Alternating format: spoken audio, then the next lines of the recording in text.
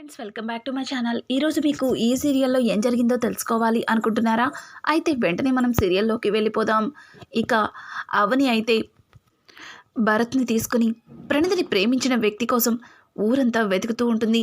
అనుకోకుండా భరత్కి ప్రశాంత్ కనిపిస్తాడు.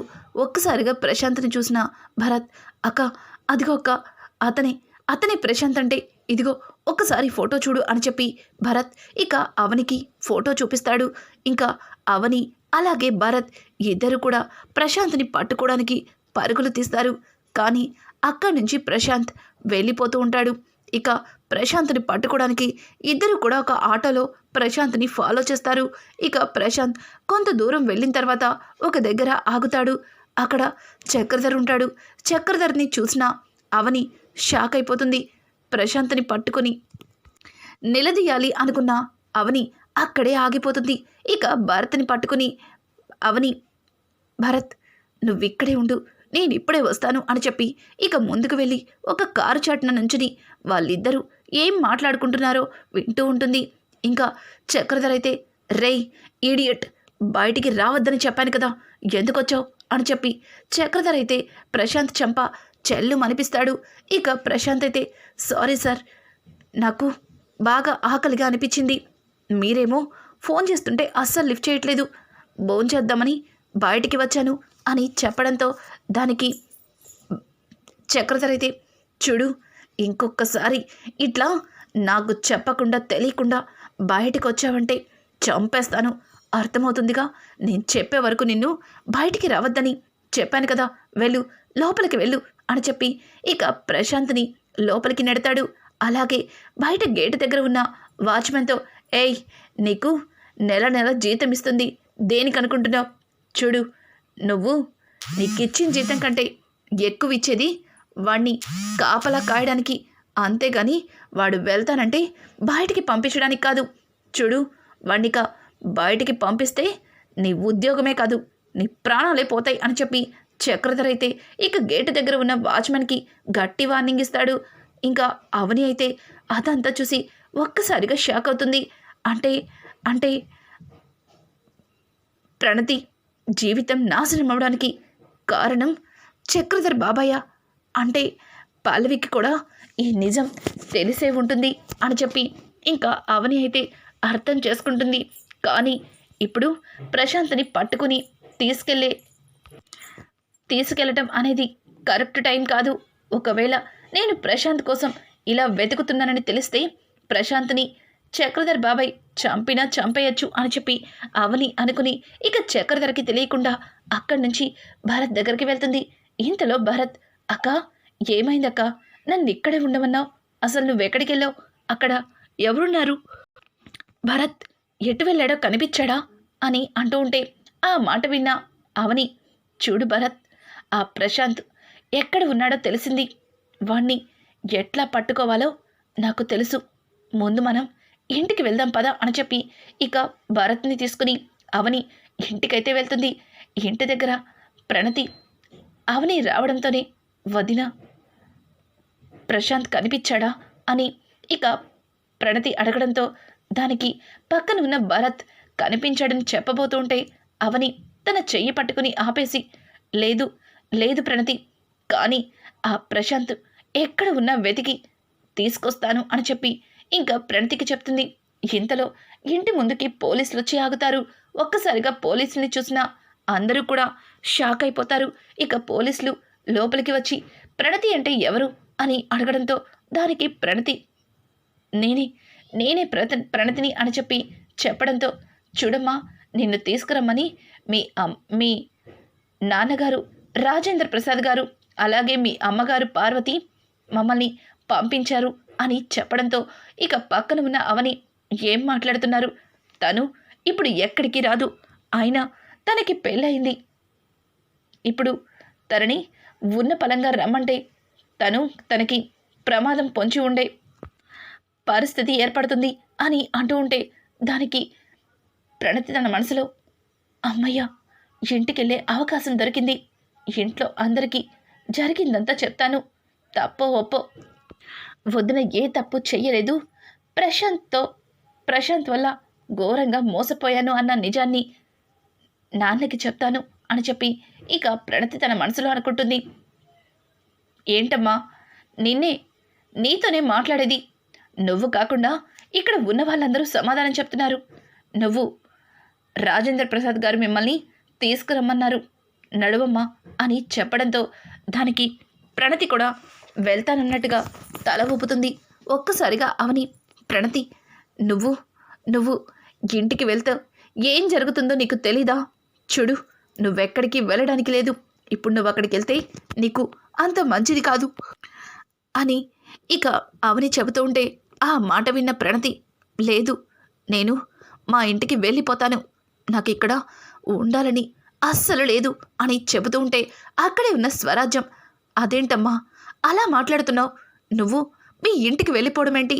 నువ్వు ఈ అబ్బాయిని ప్రేమించావనే కదా అందరిలోనూ అన్ని మాటలు పడి అవని ఈరోజు నిన్ను ఇక్కడి దాకా తీసుకొచ్చింది. ఇప్పుడు నువ్వు ఉన్న పలంగా అవని మాట వినని వెళ్ళిపోతే తరువాత మీ ఇంట్లో వాళ్ళు అవనినిక జీవితంలో క్షమిస్తారా? అయినా నువ్వు పెళ్లి చేసుకున్న నీ భర్త ఇక్కడే ఉన్నాడు కదా, అతన్ని వదిలిపెట్టి వెళ్ళిపోతానంటావేంటి అని అంటూ ఉంటే ఆ మాట విన్న ప్రణతి, చూడండి, నాకిక్కడ ఉండడం ఇష్టం లేదని చెప్పాను కదా, నేను ఇక్కడి నుంచి వెళ్ళిపోతాను, ఇన్స్పెక్టర్ నడవండి అని చెప్పి ఇక ప్రణతి అయితే అక్కడి నుంచి వెళ్ళిపోతుంది. ఒక్కసారిగా ప్రణతి మాటలు విన్నా భరత్ అయితే, అక్క, ప్రణతి ఇప్పుడు అక్కడికి వెళ్తే అందరికీ నిజం తెలిసిపోతుంది, ఇప్పుడు ఎలా అక్క? అయినా ప్రణతి ఏంటి ఇట్లాంటి నిర్ణయం తీసుకుంది అని భరత్ మాట్లాడుతుంటే భరత్ మాటలకి అవని, ప్రణతి ఇలాంటి నిర్ణయం ఎందుకు తీసుకుందో నాకు తెలుసు, కానీ తనని అక్కడ ఎవ్వరూ నమ్మరు, ఆ విషయం తనకి అర్థం కావట్లేదు అని చెప్పి అవని తన మనసులో అనుకుంటూ తను కూడా ప్రణతి వెనకే అక్కడికి బయలుదేరుతుంది. ఇంకా ప్రణతిని తీసుకొచ్చిన మరుక్షణం ఇంట్లో అందరూ కూడా ప్రణతిని చూస్తారు. ఇంకా కమల్ అయితే, నానా, అమ్మా, ప్రణతి వచ్చేసింది అని చెప్పి ఇక పల్లవి దగ్గరికి వెళ్ళి, ఏయ్, ఏంటి చూస్తున్నావు? ఇదిగో మా చెల్లి వచ్చేసింది. నువ్వు మా చెల్లెలు రాదని ఏదేదో అన్నావు కదా, చూసావుగా, మా చెల్లెలు వచ్చేసింది. ప్రణతి, వచ్చేసావా? అమ్మ ప్రణతి, నువ్వు ఎట్లాంటి తప్పు చెయ్యవని మాకు బాగా తెలుసు. నీకు మాయ మాటలు చెప్పి ఆ అవని నిన్ను ఇక్కడ దాకా తీసుకెళ్ళింది. ఇప్పటికైనా ఆ అవని మోసాన్ని తెలుసుకొని మేం పిలవగానే మా దగ్గరికి వచ్చేసావు, అది మాకు సంతోషం అని చెప్పి పార్వతి అయితే ఇక ప్రణతిని దగ్గరికి తీసుకుంటుంది.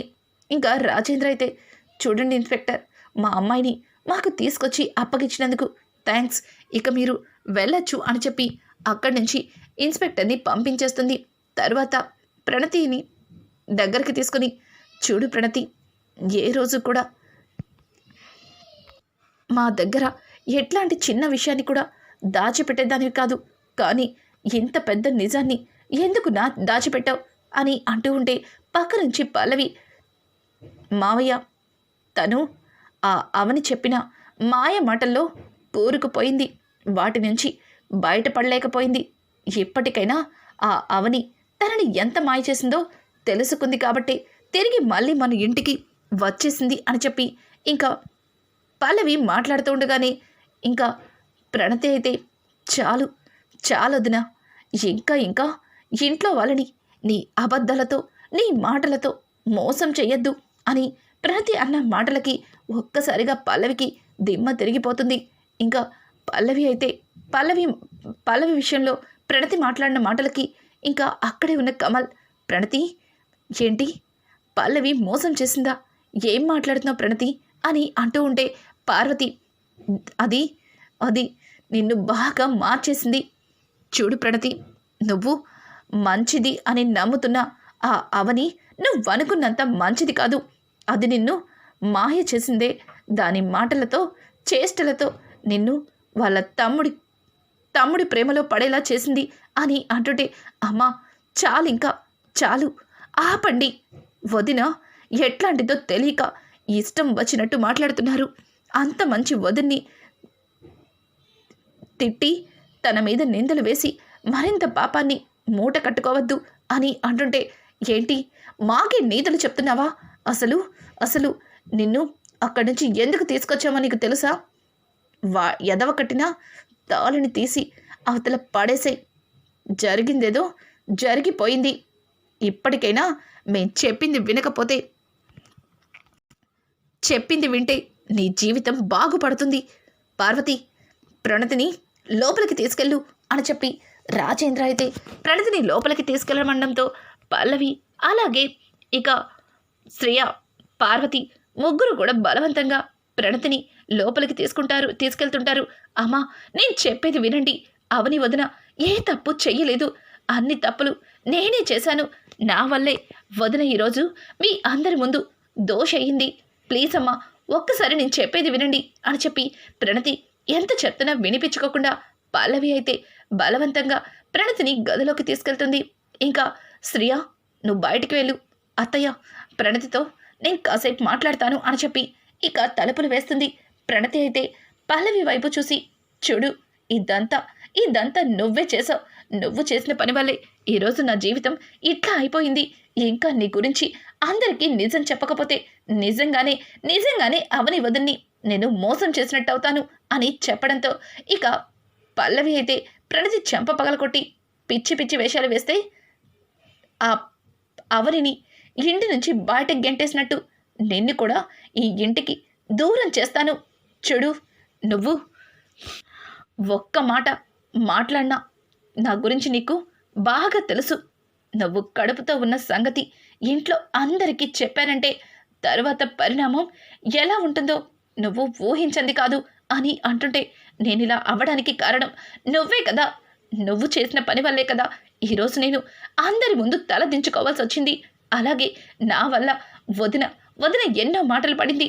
ఇక అన్నయ్యకి తనకి మధ్యలో దూరం పెరిగింది. దీన్నంతటికీ కారణం నువ్వే కదా. ఇప్పుడే వెళ్ళి ఇంట్లో అందరికీ నిజం చెప్పేస్తాను అని అంటుంటే, సరే, అందరికీ నిజం చెప్పేస్తావు, కానీ నువ్వు కడుపుతో ఉన్నావన్న సంగతి తెలిసిన మరుక్షణం మీ నాన్న రాజేంద్ర ప్రసాద్ గుండాకి చస్తాడు. అలాగే మీ నాన్న చచ్చాడన్న బెంగతో మీ అమ్మ కూడా చస్తుంది. ఇంకా అమ్మ నాన్న చావుకి కారణమైన నిన్ను మీ అన్నలు నార్మల్గా వదిలేస్తారనుకుంటున్నావా? చూడు, నేను చెప్పినట్టుగా వినకపోతే తరువాత ఇంకా అక్కడ నువ్వు ప్రేమిస్తున్నవాడు కూడా చస్తాడు అని చెప్పడంతో ఇక ప్రణతి ఏం చేయాలో తెలియక, వద్దు, ప్రశాంత్నేమీ చెయ్యొద్దు, నువ్వు చెప్పినట్టే వింటాను అని చెప్పి ఇక ప్రణతి సైలెంట్గా అక్కడే కూర్చుంటుంది. కొంతసేపటికి పల్లవి బయటికి వచ్చేసరికి ఇంకా పార్వతి, అమ్మ పల్లవి, ప్రణతి ఎలా ఉంది అని అంటుంటే, అత్తయ్య, తనతో నేను మాట్లాడాను.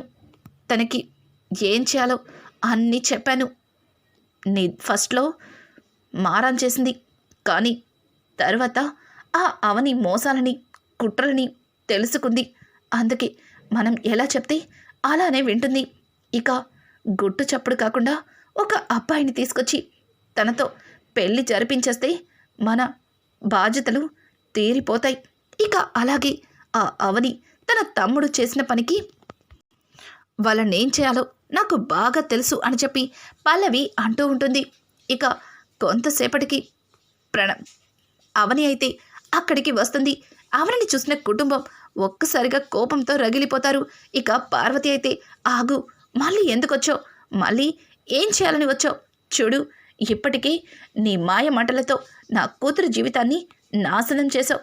కానీ నువ్వు చేస్తున్న మోసాన్ని తెలుసుకొని తను తిరిగి మళ్ళీ నా ఇంటికి వచ్చేసింది. ఇంకా నీ మాటలతో తనని ఏం చేయాలనుకుంటున్నావు?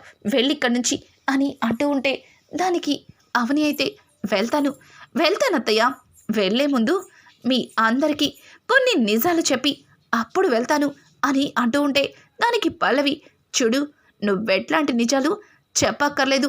నువ్వు ఎలాంటి నిజాలు చెప్పినా ఇక్కడ వినడానికి నమ్మడానికి ఎవ్వరూ సిద్ధంగా లేరు అని అంటూ ఉంటే ఇక వెనక నుంచి కమలైతే, పల్లవి, ఇంకొక మాట మా వదిన గురించి తప్పుగా మాట్లాడవంటే పళ్ళు రాలగొడతాను. వదిన, నువ్వు చెప్పొదిన. అమ్మా, మీకు దండం పెడతాను. ముందు వదిన ఏం చెప్తుందో ఒక్కసారి వినండి అని అంటూ ఉంటే అలాగే రాజేంద్ర కూడా, సరే, ఏదో చెప్పాలి అంటున్నావు కదా, చెప్పు అని అనడంతో దానికి అవని అయితే, మావయ్య గారు, అసలు అసలు ప్రణతికి భరత్కి పెళ్ళే కాలేదు అని చెప్పడంతో ఒక్కసారిగా అందరూ కూడా షాక్ అయిపోతారు. ఇక పల్లవి అయితే తన మనసులో, ఓ పెళ్ళి కాలేదా, అయితే పెళ్ళైనట్టు ఎందుకు వాళ్ళిద్దరూ నటించారు అని అనడంతో దానికి కారణం నేనే. ప్రణతికి పెళ్ళైనట్టు నటించకపోతే ప్రణతిని మీరనుకున్న పెళ్ళి వాళ్ళకిచ్చి పెళ్ళి జరిపించేవారు. అలా జరిగితే ప్రణతి మనకి ప్రాణాలతో మిగలదు. అందుకే అది తప్పని తెలిసిన భరత్ని తన పక్కన నుంచోపెట్టాను. వాళ్ళిద్దరికీ పెళ్ళయిందని అబద్ధం చెప్పాను అని అంటుంటే, ఆయన అన్ని అబద్ధాలు చెప్పాల్సిన అవసరమేముంది?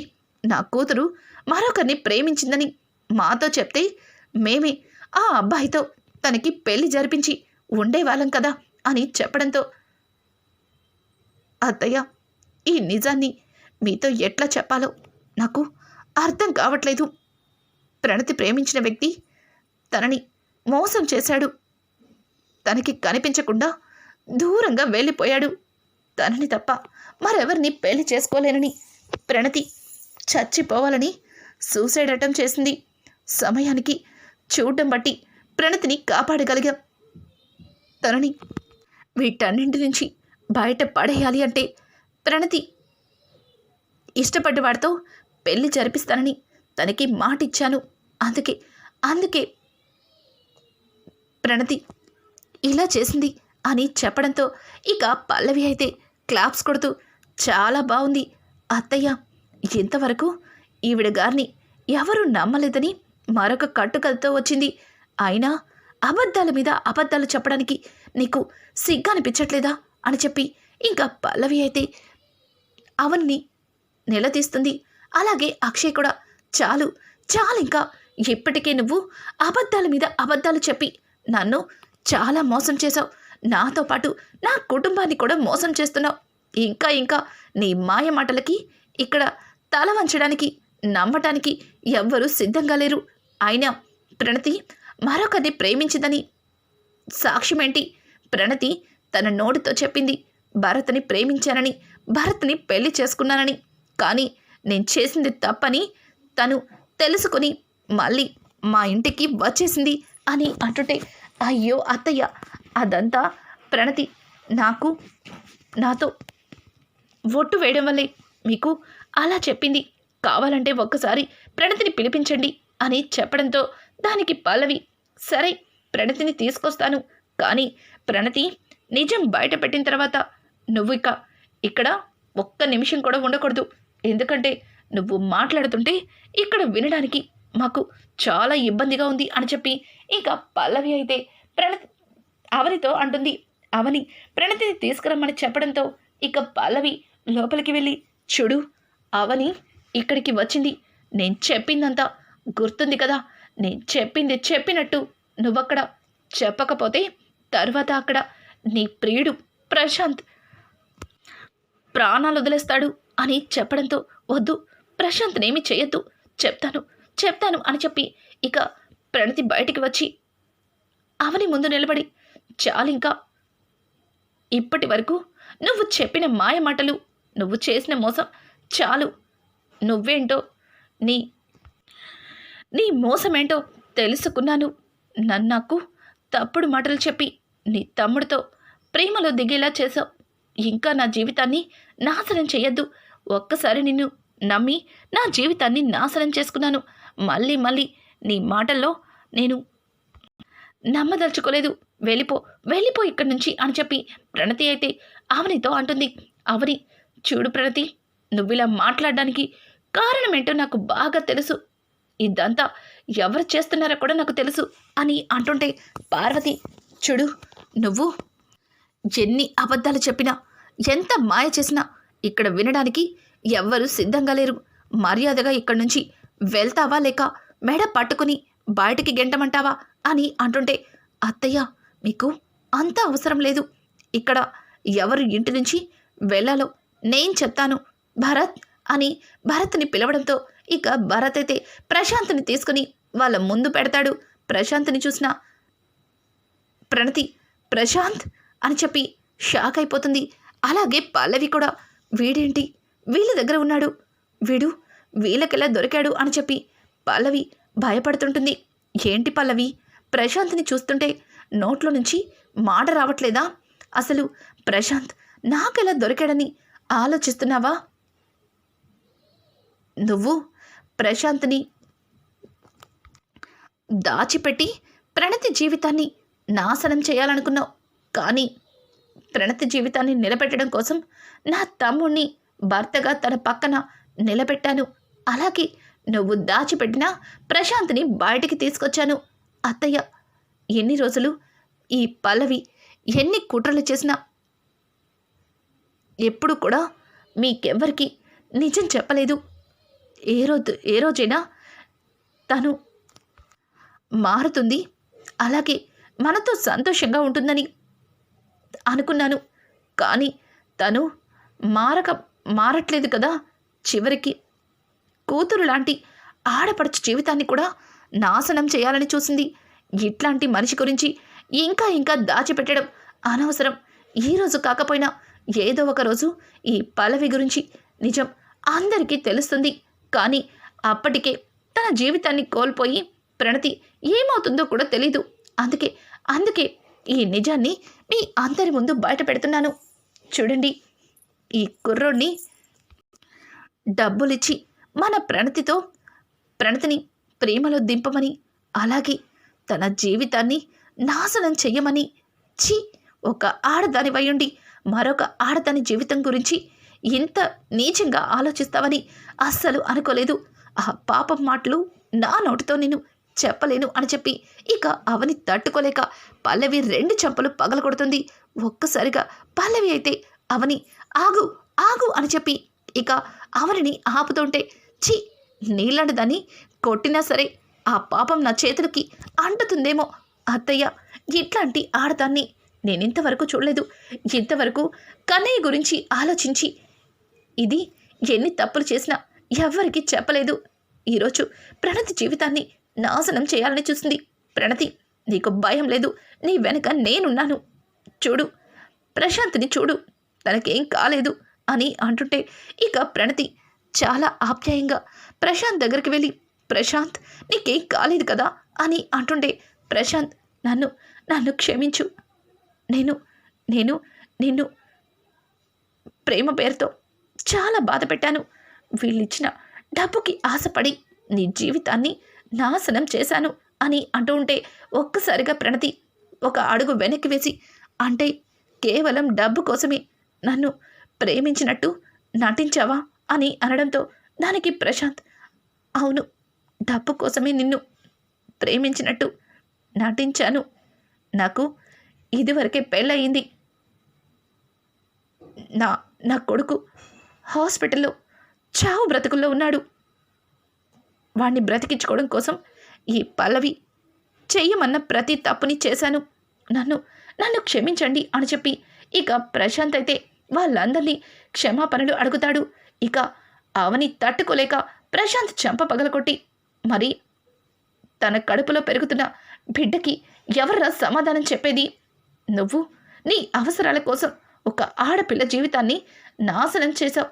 అసలు నిన్ను అని చెప్పి ఇక అవని అయితే ప్రశాంత్ని చిదకొడుతుంది. ఇక భరత్ అయితే, అక్క, ఇట్లాంటి వాడితో మన ప్రణతి పెళ్ళి జరిపిస్తే తను ఏమాత్రం కూడా సంతోషంగా ఉండదు. ఈరోజు డబ్బు కోసం భార్య కొడుకు ఉన్న మరొక ఆడదాని జీవితాన్ని నాశనం చేశాడు. ఇప్పుడు తన కడుపులో బిడ్డ పెరుగుతుంది కదా అని తనని ఈ దుర్మార్గుడికిచ్చి పెళ్లి చేస్తే తర్వాత జీవితాంతం ప్రణతి బాధపడవలసి ఉంటుంది అని చెప్పి ఇక భరత్ అయితే ప్రశాంత్ని పోలీసులకి అప్పగిస్తాడు. అలాగే ప్రణతితో, చూడు ప్రణతి, నువ్వు తప్పుగా అనుకోకపోతే నేను నిన్ను పెళ్లి చేసుకుంటాను అని చెప్పడంతో ఒక్కసారిగా ప్రణతి మౌనంగా ఏం మాట్లాడలేకపోతుంది. అలాగే ఇంట్లో అందరూ కూడా భరత్ మంచితనాన్ని అర్థం చేసుకొని భరత్కి ప్రణతికి పెళ్లి జరిపించడానికి ముందుకి వస్తారు. ఇక అవనిని ఇంటికి ఆహ్వానిస్తారు. ఇంకా పల్లవినైతే కమల్ మామూలుగా తనడు. పల్లవిని చితక్కొట్టి ఇంటి నుంచి బయటకు గెంటేస్తాడు. రానున్న ఎపిసోడ్స్లో మరింత ఇంట్రెస్టింగ్గా మారిపోతున్నాయి. ఈ వీడియో మీకు నచ్చినట్టయితే లైక్ చేసి సబ్స్క్రైబ్ చేసుకోవడం మాత్రం మర్చిపోకండి. Thanks for watching friends. Welcome back to my channel.